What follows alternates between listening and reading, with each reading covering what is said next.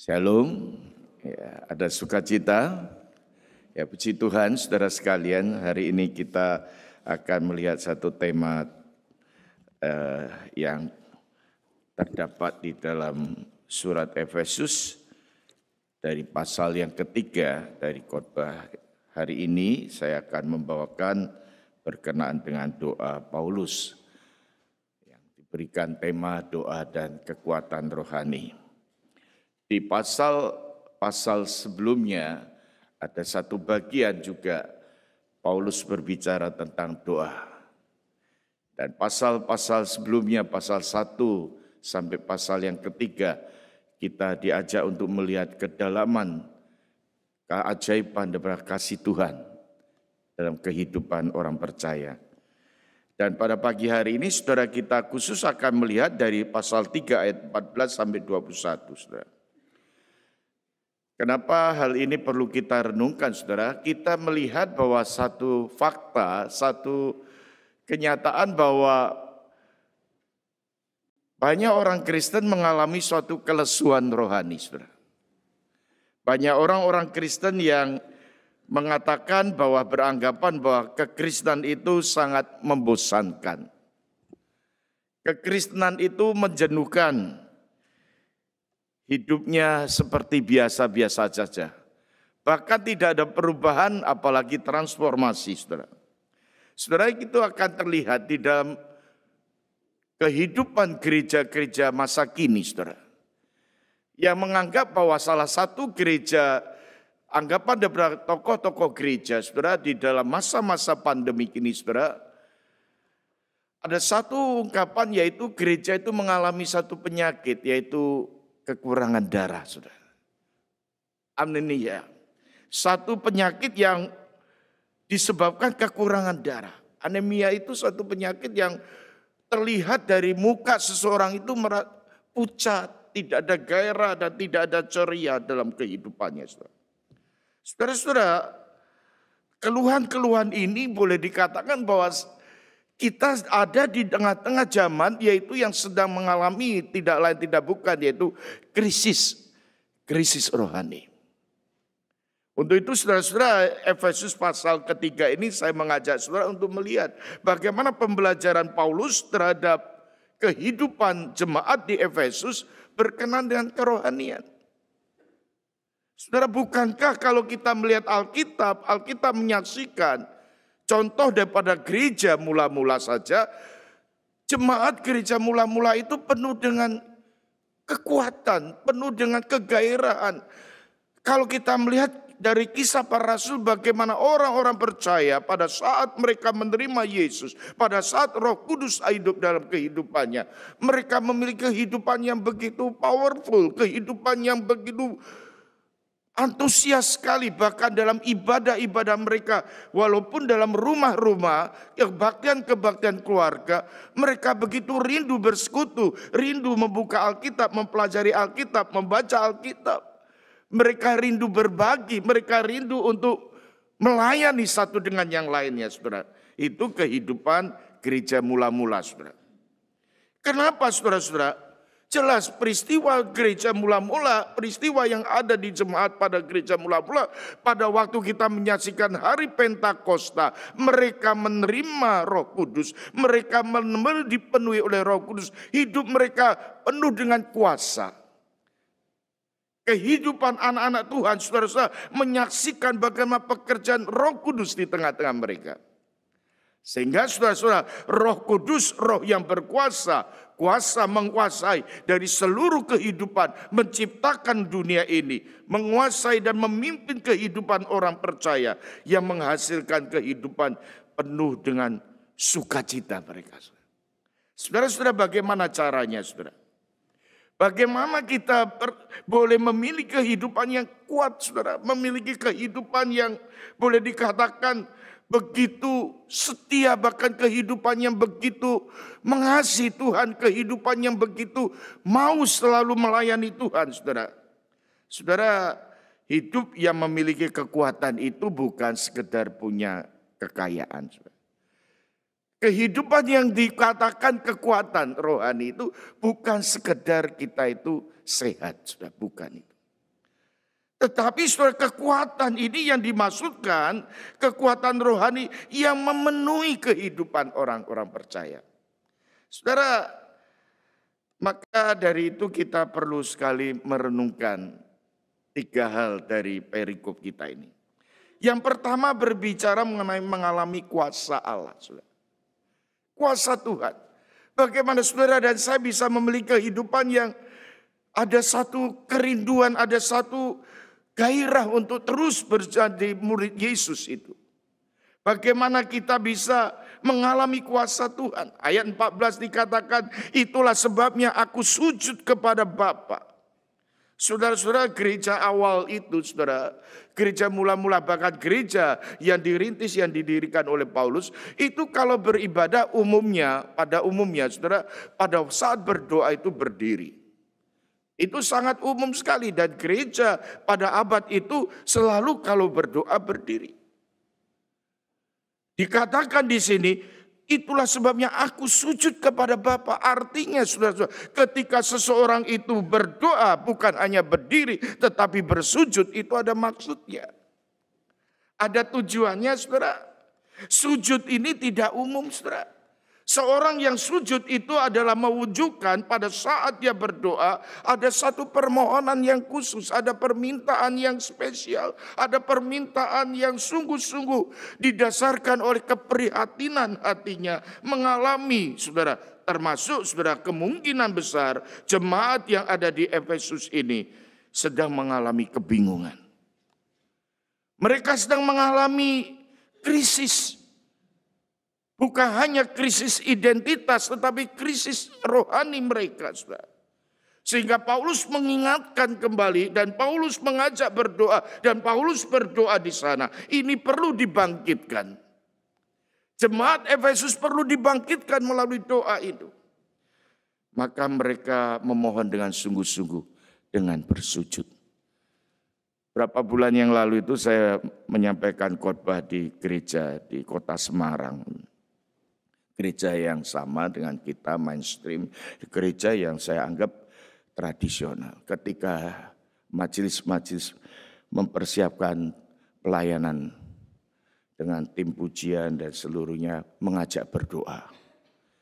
Saya biasa berdoa ya biasa berdiri gitu. Tapi penatua di sana pada waktu berkata, mari kita berdoa. Serentak mereka sujud. Puluhan orang itu di dalam ruangan konsistori itu sujud. Dan saya mengikuti pola seperti itu.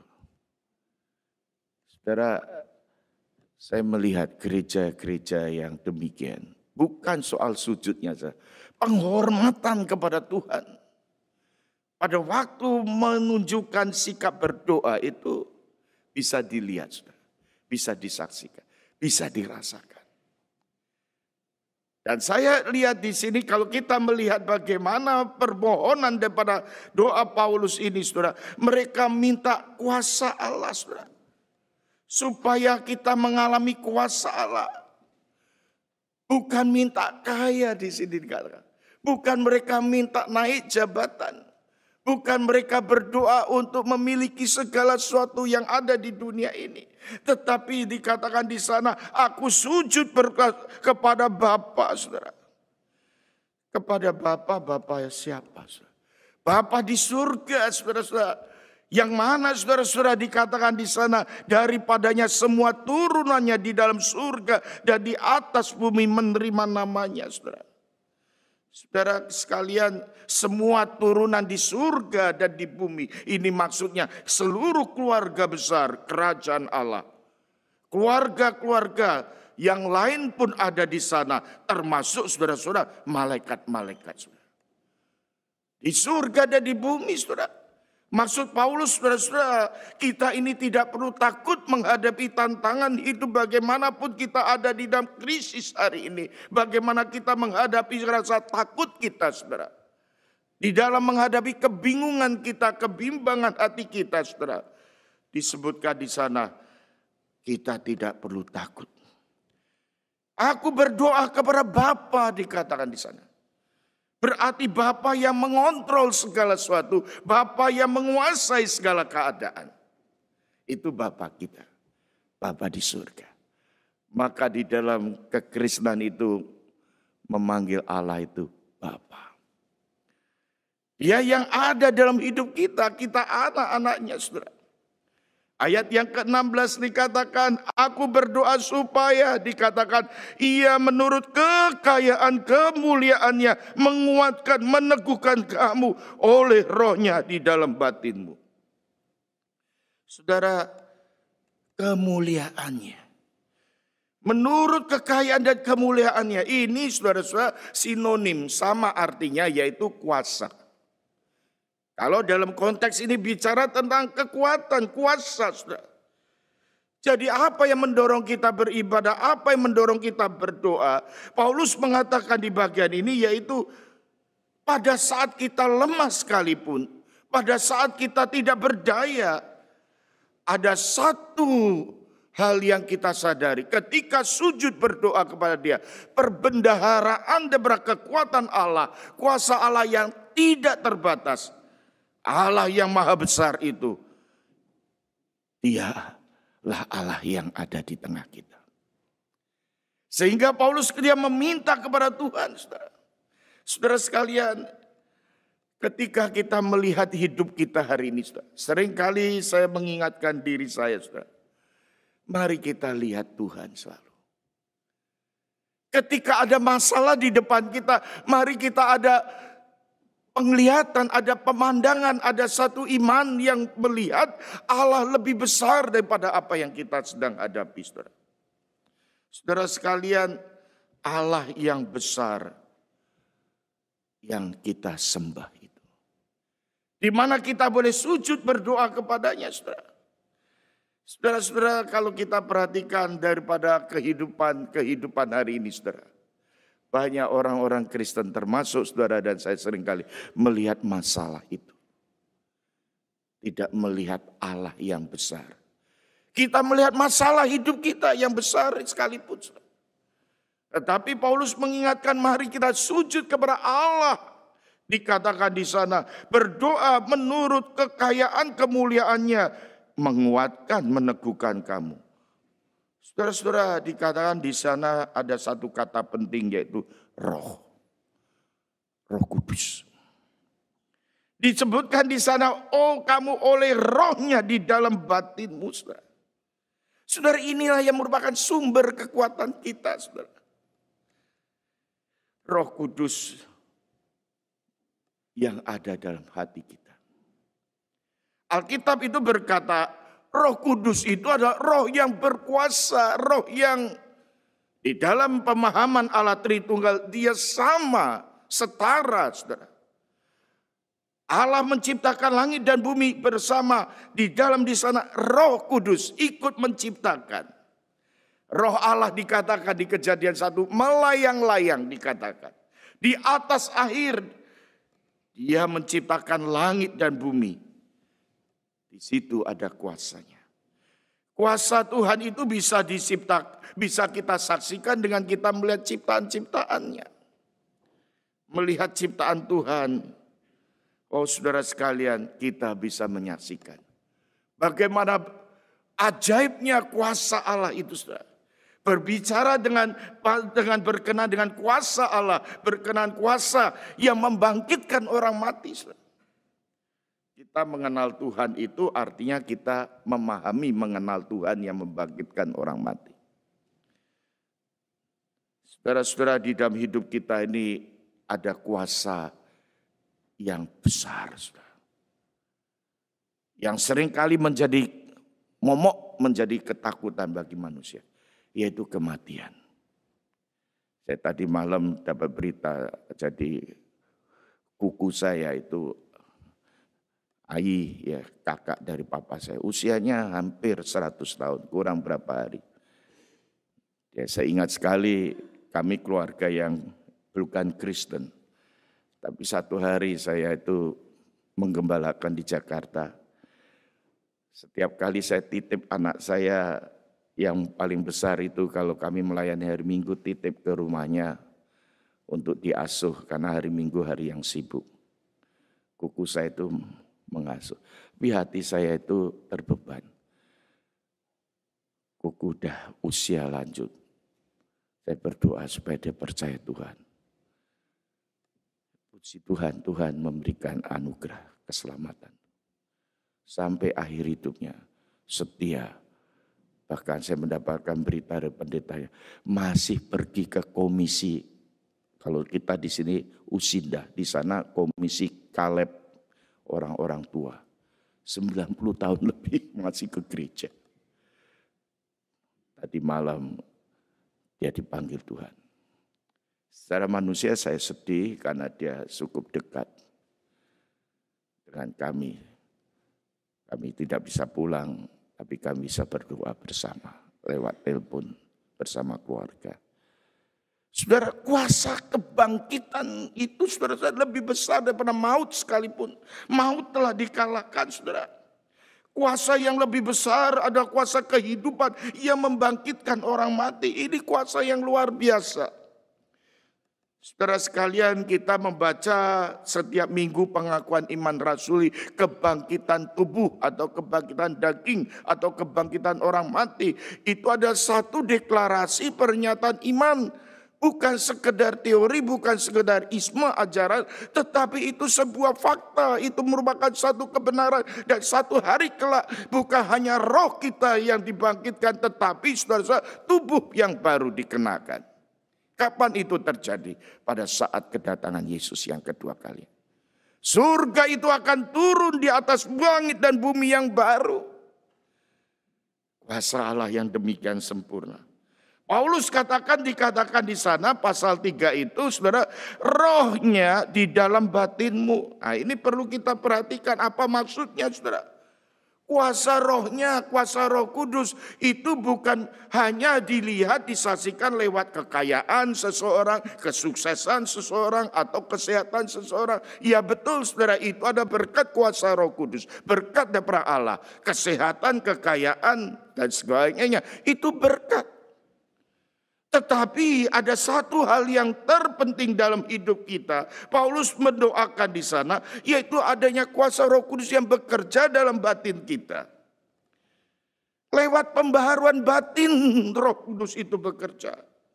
Kuasa Roh Kudus, kuasa Allah itu lewat daripada batin kita, saudara-saudara. Yaitu ketika Paulus berdoa, dia yang terutama adalah supaya batinnya itu dikuatkan. Batin saudara dan saya ini supaya dikuatkan oleh roh itu. Roh Kudus itu yang ada di hati kita. Saudara sekalian, batin itu menyangkut motivasi. Menyangkut dorongan dalam hidup kita. Batin itu menyangkut kerinduan kita. Bahkan batin itu menyangkut cara pola pikir kita. Jadi saudara-saudara, kehidupan manusia ini bukan sekedar fisik saja, bukan sekedar materi saja, bukan sekedar tubuh saja. Di dalam unsur kehidupan manusia ini ada satu unsur yang disebutkan batin. Saudara. Ini menyangkut kedalaman seseorang. Saya pernah dan sering kali bertemu orang yang sakit. Saudara. Salah satu teman saya itu sakit sampai akhir hidupnya itu dimakan cancer. Dari badan yang besar sampai kurus. Kurus kering sudah. Bahkan dia semakin lemah. Tapi suaranya begitu menggelegar. Sampai di palliatif sebelum dia meninggalkan kami. Saya masih bisa ngobrol. Saya melihat sudah sesuatu yang berbeda sekali orang ini. Sehingga saya mengingat kepada firman Tuhan saudara. Paulus pernah berkata, manusia lahiriah ini bisa semakin merosot, semakin habis. Tetapi manusia batiniah, manusia rohaniah, manusia di dalam ini saudara-saudara, semakin indah, semakin cemerlang saudara-saudara. Dan Paulus menggunakan kata yang sama, batin itu selalu diperbaharui. Dan inilah yang dimintanya, inilah yang didoanya. Sehingga tidak heran saudara, seorang misionaris yang namanya Eliot itu sekitar tahun 60-an. Dia diutus melayani ke Amerika Latin di Peru saudara-saudara. Di sana dia mati pada hari waktu mengabarkan Injil. Ketika itu saudara-saudara, tahun 60-an itu Amerika Latin dilanda dengan kebangunan rohani. Setelah Elliot meninggal dunia. Banyak misionaris, banyak anak-anak muda melanjutkan pelayanan di sana. Saudara-saudara, ada satu ungkapan yang dia pernah tulis. Saudara, dia mengatakan demikian. Saya tidak akan mempertahankan nyawa saya. Karena hal yang masuk akal, yang logis. Kalau kita menyerahkan apa yang tidak bisa kita pertahankan. Apa yang sementara ini, saudara. Untuk mendapatkan sesuatu yang bersifat kekal. Saudara, saya yakin misionaris Elliot ini mempunyai pemahaman kedalaman, perspektif. Cara pikir, pola pikir, motivasi, kerinduannya, saudara-saudara. Inilah yang ditempatkan di sana, saudara-saudara. Rohnya di dalam batinmu.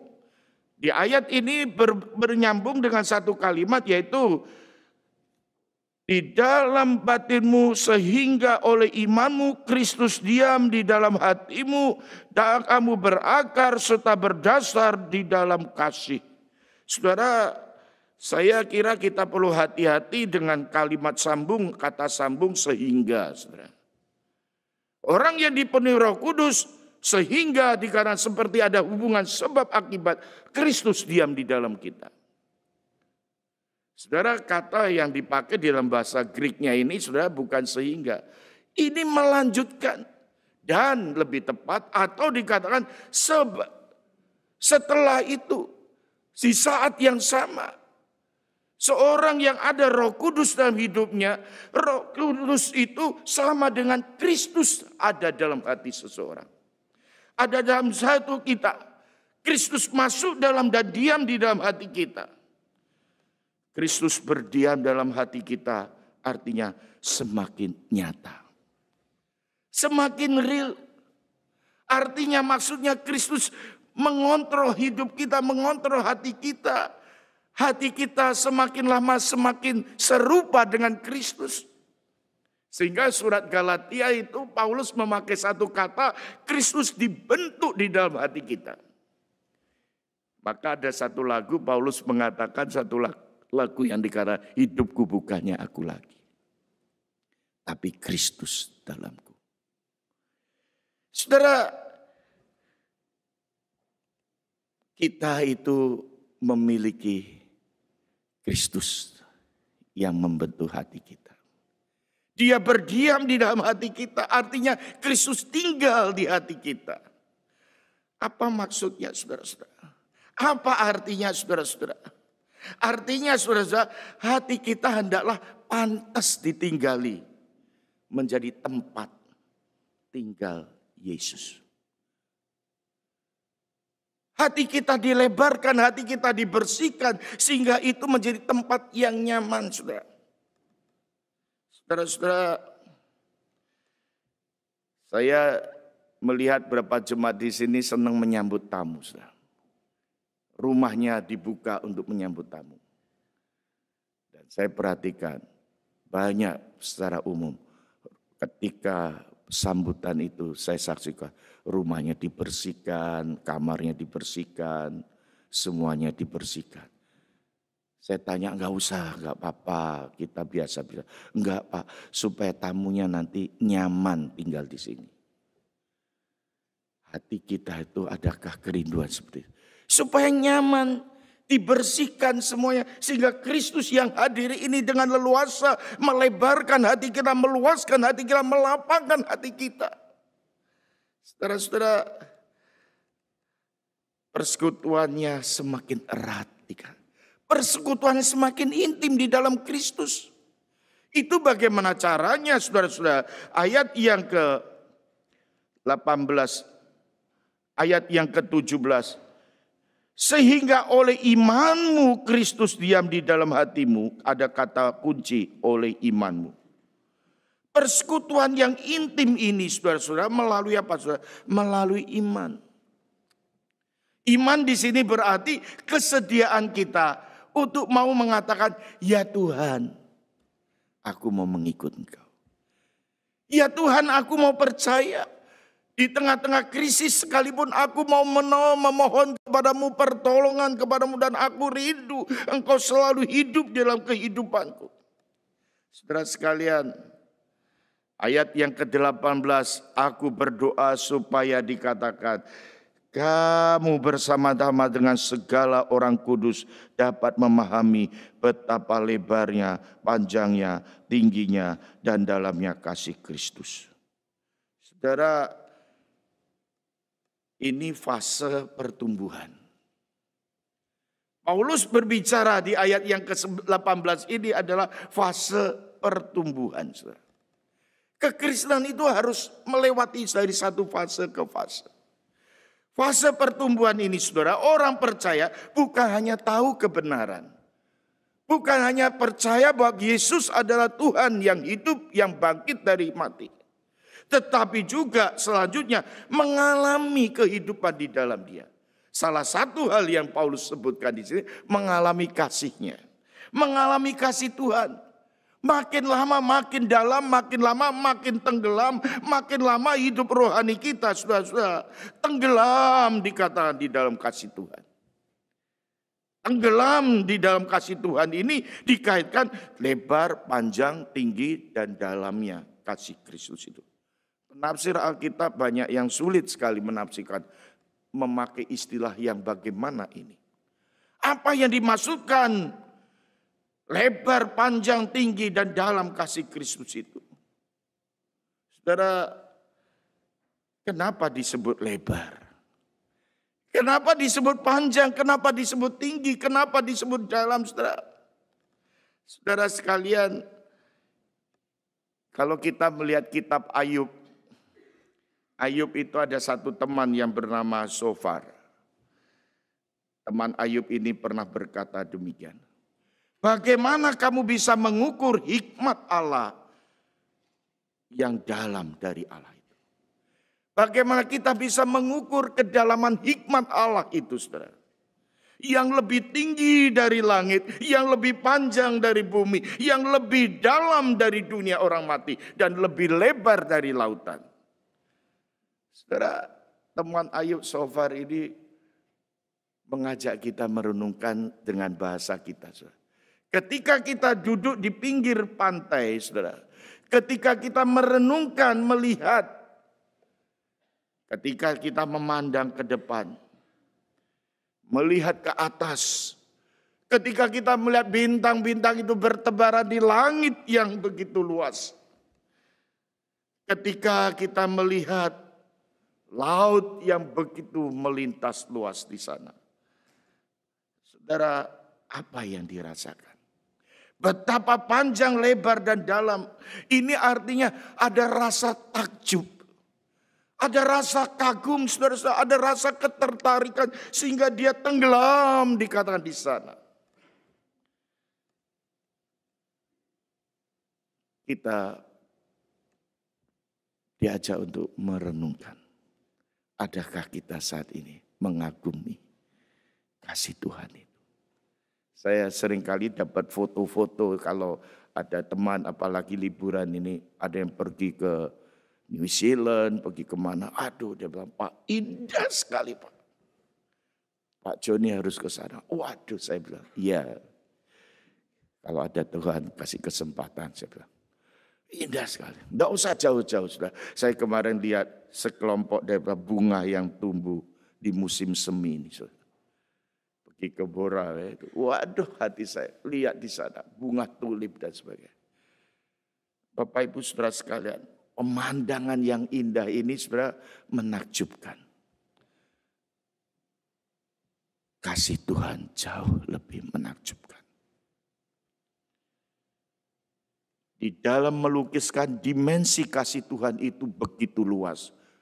Panjang, lebar, tinggi, dalam. Seluruh dimensi. Kedalaman Allah, pengasihan Allah, belas kasihan Tuhan, pengertian yang demikian saudara-saudara, sehingga tidak heran Jonathan Edwards, seorang pengajar, seorang penulis, seorang gembala sidang, saudara, dia pernah mengatakan, wah saya kaget sekali, ini Jonathan Edwards ini kayak berlebihan saja. Dia lihat laba-laba, dia langsung bisa melukiskan. Betapa luar biasanya ciptaan Tuhan. Ketika dia melihat kepompong, dia bilang, wah luar biasa kepompong itu, saudara. Jadi kupu-kupu mengingatkan peristiwa kebangkitan Kristus dari kematian. Ketika Jonathan Edward lihat matahari, dia melihat betapa mulianya kemuliaan Tuhan. Oh saudara-saudara, ini orang yang sungguh-sungguh sensitif, peka terhadap melihat, menyaksikan kasih Tuhan. Ketika kita melihat musim semi, bunga bermekaran di mana-mana, keindahan itu tidak ada bandingnya dengan keindahan Allah di dalam kehidupan kita. Mari kita saudara, ketika kita merenungkan kasih Tuhan. Kasih yang begitu menakjubkan, yang melintasi kehidupan kita. Hendaklah pikiran kita, batin kita dipenuhi dengan kekaguman. Sehingga kita boleh memiliki kehidupan yang penuh dengan kegairahan. Saudara sekalian yang dikasihi Tuhan. Ayat yang ke-19 kata, sehingga dikatakan dapat mengenal kasih itu sekalipun ia melampaui segala pengetahuan. Aku berdoa supaya kamu dipenuhi dengan seluruh kepenuhan Allah. Saudara-saudara, sekalipun dikatakan melampaui segala pengetahuan, aku berdoa supaya kamu dipenuhi di dalam seluruh kepenuhan Allah. Saudara, Paulus rindu sampai ke satu tahap. Bukan hanya tahu, tapi betul-betul dia terpanah hidupnya pada Allah. Terpanah pada firman-Nya, ada kasih-kasihnya, saudara. Sehingga firman Tuhan ini melebihi apa yang ada di dunia ini. Firman Tuhan ini harta kekayaan yang termulia, yang berarti, yang paling berarti, saudara. Tujuannya apa, saudara? Supaya sehingga kita dapat dipenuhi di dalam kepenuhan Allah. Memohon agar kepenuhan Allah terjadi. Ini doa yang paling mulia. Ini doa yang paling, saya katakan, paling berani Paulus. Dia tidak minta di dalam kehidupannya menjadi seorang konglomerat, menjadi orang kaya raya, menjadi orang terkenal, menjadi orang yang sukses. Kalau kita minta kekayaan itu biasanya hanya untuk memuaskan nafsu kita. Tapi kalau kita minta Tuhan menguasai hidup kita, memenuhi hidup kita dengan segala kepenuhan Allah, sehingga orang yang demikian itu akan merasakan sukacita bahagia. Amin. Orang yang mengalami kepenuhan Allah itu puas, saudara. Orang yang mengalami kepenuhan Allah itu, saudara, akan selalu merasa cukup. Saya merenungkan kisah para rasul, peristiwa setelah hari Pentakosta. Itu orang-orang percaya itu dipenuhi oleh Roh Kudus. Mereka saling berbagi, tidak ada yang berkekurangan, saudara. Tapi anehnya di zaman sekarang, zaman yang disebut dengan zaman kapitalis. Orang tambah kaya, tapi tambah tidak merasa cukup. Kenapa demikian, saudara?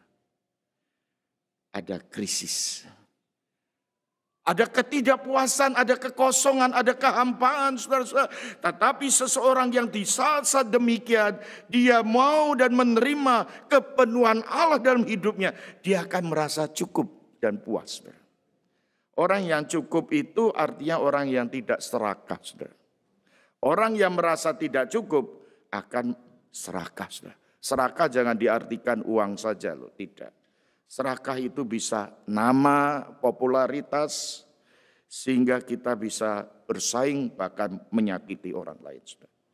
Karena itu ada puasnya. Ketika kita memiliki Tuhan, ketika Allah memenuhi hidup kita, kita akan hidup merasakan cukup. Cukup bukan artinya pas-pasan, tidak, saudara. Bukan artinya hidup ngepas, tidak, saudara. Tapi cukup itu berarti hidup kita berkelimpahan, saudara. Saya merasa cukup di dalam segala hal karena ada sumber Allah sendiri yang menopang kita. Saudara-saudara, bagaimana ini terjadi, saudara? hidup kita yang boleh akhirnya memuliakan Tuhan. Caranya satu. Di dalam teks kita bicara tentang doa. Berdoalah, saudara. Paulus di sini mengajak kita berdoa. Dengan ditutup dengan satu kata yang penting, saudara, dikatakan amin.